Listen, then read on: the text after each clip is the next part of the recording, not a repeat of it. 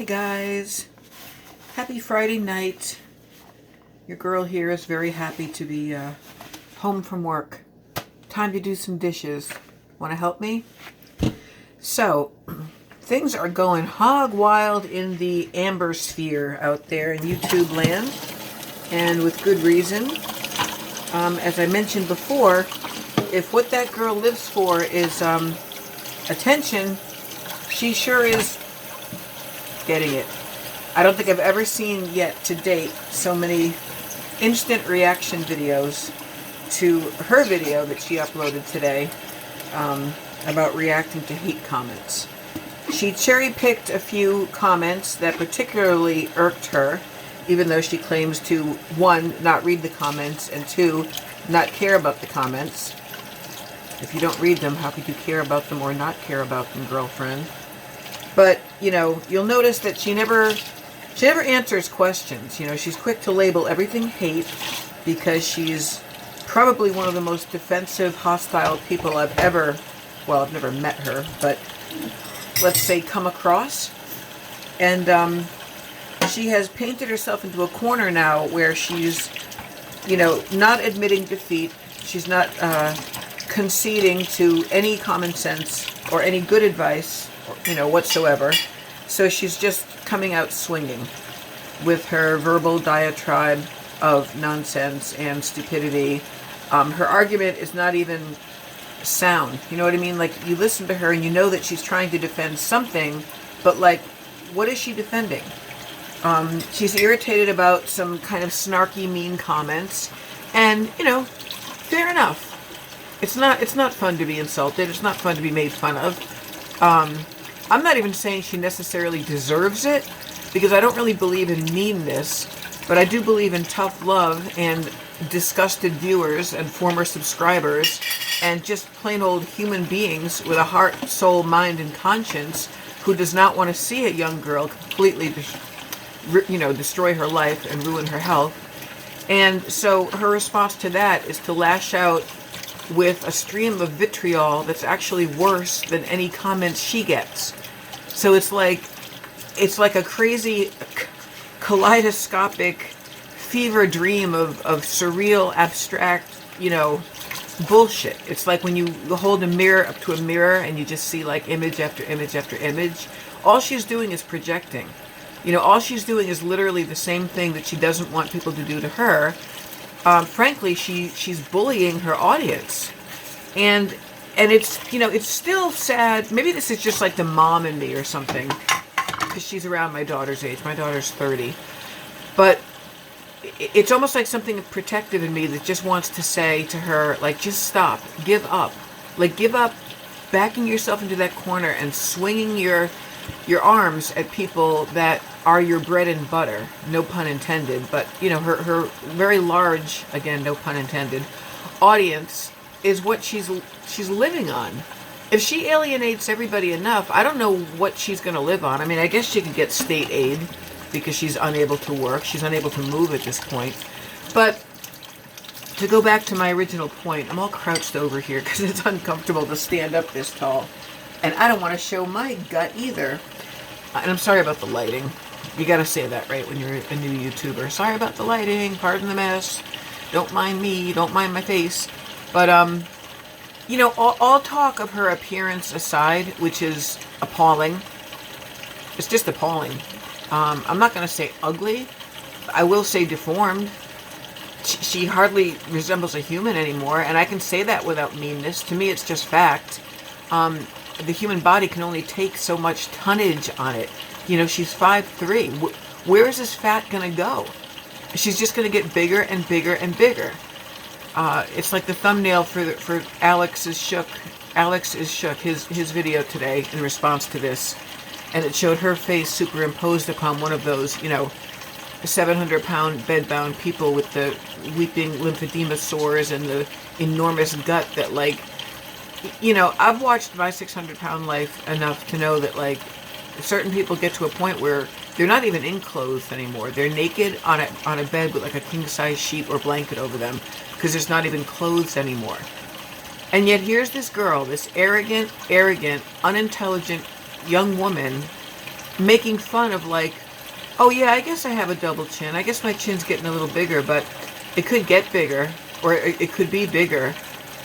This is the type of Fellini-esque world that Amberlynn wants us to be a part of and excuse her abhorrent behavior. You know, like, well, I'm not 600 pounds. How dare you? I'm not 630. Oh my God. Don't you guys know how to guess weight? And it's like, what in the actual hell are we arguing about? 30 pounds? 40 pounds? Is she defending being 570? Like, is that suddenly thin? I'm so confused. You know, like Zach says, I have questions, ma'am. I have concerns. His live stream was absolutely hysterical. It made my whole freaking day. And on my way home, I listened to Sabina and Kicking Geese and Such Is Life and Alex is Shook, and everyone's on the Amberlynn bandwagon. For reasons that, in a kind of perverse way, I think she enjoys, like in like an emotionally masochistic way. Like, well, at least they're talking about me, so she feels relevant and important. But like, why? Like, I mean, what's the percentage of her viewers does she really think at this point care about her? Because it's not just a matter of being sick. Like, if she was a sick girl that was obese, you know, even at her level of obesity, and was crying and saying, I need help and I'm so sick and oh my God, you guys, like, thank you for your support. If she was a humble person, she would get support and she would still have a lot of viewers. You know, people like a train wreck, but they also respect a success story. I know I do. I can't speak for everybody. It's just so physically uncomfortable to watch her, and emotionally taxing and just exhausting. Really, it's exhausting. So why do we do it? Why do I do it? Am I a masochist too? You know, it's 15 minutes of my life I can't get back. But I do enjoy all you reactors, because I like hearing different viewpoints, and quite frankly, some of it is funny. Not funny like truly funny, but very wry. You know, very on point. You know, it makes us kind of grateful to have our mental faculties intact. I don't know if it's, I'm not trying to be funny or cute, but like, I don't know if it's the fat cells at this point. Look at this, I'm standing here and I'm not even doing the dishes and the water's running. Maybe the water running can give you guys some ASMR. I know I love the sound of running water. But, you know, are her fat cells actually clogging her brain and her cognitive function at this point? I think so. You know, there's something that's not, it's a disconnect. That's my favorite phrase for her. There's a real disconnect with reality for that girl. I don't know if she just doesn't look at a mirror, or she just doesn't weigh herself, or she weighs herself and doesn't care. If she was so proud of her size and she didn't want to lose weight, she could even have a channel that just says that. Like, I'm sorry guys, I know I might die, but this is my life and I'm going to eat and I enjoy it and I don't hate my body and I feel okay. But like, even she, in her limited intellect, knows that she can't do that because she doesn't feel good.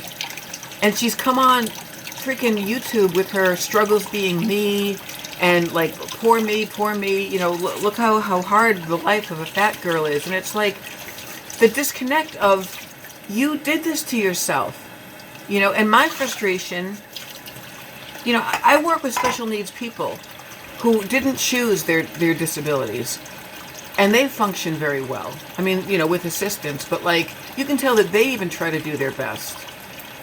And there's people with cancer and heart disease and born without limbs, and children that have all kinds of diseases and cancer, and like, the list is from A to Z. And here's this girl acting like a victim of her own body when she is the one who did it to herself.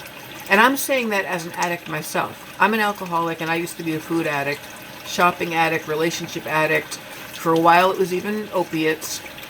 I probably shouldn't even put that out there, but I'm clean now of everything. Well, I still like food, but I have a lot more control than I used to. There is a way out, and it's hard, and it sucks, but it's so rewarding. It's so rewarding that you can't even describe it unless you've gone through it and given yourself a chance to succeed. And that's what angers me so much about her, is that she doesn't give herself more than like a day, or maybe not even a couple of hours of knowing what real hunger is, or knowing what it feels like to respect your body and eat some fruit and eat some vegetables and put away all processed crap. I mean, it just infuriates me that she comes on at 600 pounds, 570, 6'10", 590.1, whatever. It's still ridiculously obese, and she's trying to give us health and nutrition advice. And it absolutely is like a fever dream. It's like being on drugs, I swear to God. I just realized my battery's dying on my phone. I'm at 10 minutes. I didn't really say anything that I wanted to talk. I mean, I did want to talk about Amberlynn Reid and stuff, but today in the course of my very long day at work, there was all kinds of things I wanted to bring up, but now my brain is just tired, and I did a little bit of grocery shopping after work, gassed up my car. Now I'm doing my dishes, and I'm going to try to get to bed because tomorrow's going to be a very full, busy day.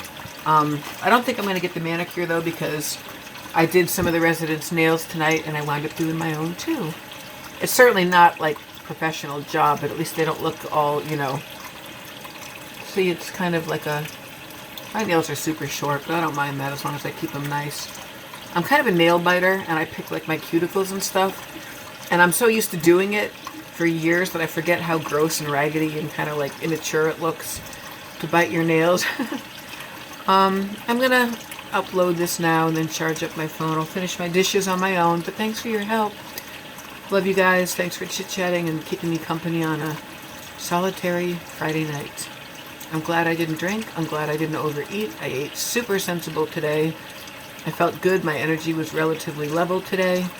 And, but I do have a few doctor's appointments coming up soon with some issues I have to address, which I'm not going to get into here because it's like lady stuff. But talk to you guys soon. Peace out. Thanks for watching.